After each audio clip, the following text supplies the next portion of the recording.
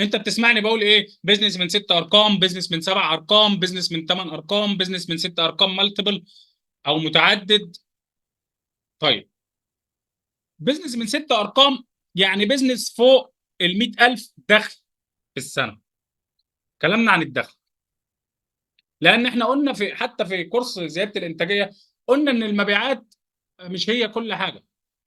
حد فاكر لما قلنا المبيعات مش اهم حاجه، والمبيعات دي قصه في البدايه خالص ورا؟ حد فاكر؟ اه مظبوط. طيب، البيزنس اللي من 6 ارقام متعدد يعني ايه؟ يعني بدل 100,000 لا 200 300 400 لحد 900 لحد المليون. تمام؟ يبقى من 6 ارقام متعدد او مالتيبل.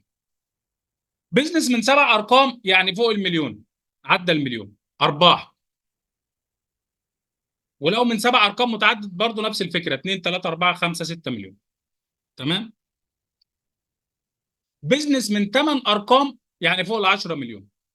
ولو 8 ارقام متعدد برضه 20 30 40 وهكذا.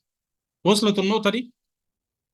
فانت لو انا سالتك البيزنس بتاعك مثلا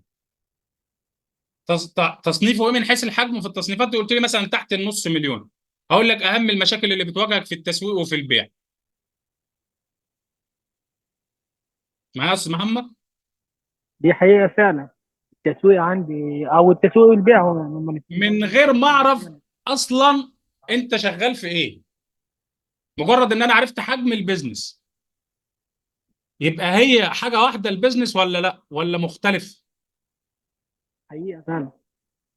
هي في اختلافات فنيه، يعني اللي شغال في الاجهزه الطبيه غير اللي شغال في خدمات السوشيال ميديا غير اللي شغال بيبيع منتجات غذائيه. كل ده مختلف في الفنيات، في اصول الشغلانه.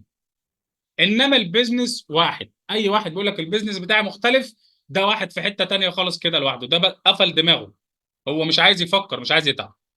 تمام؟ لو البيزنس بتاعك مليون فما فوق، اهم مشاكلك الناس، التيم بتاعك مش عارف تظبط التيم.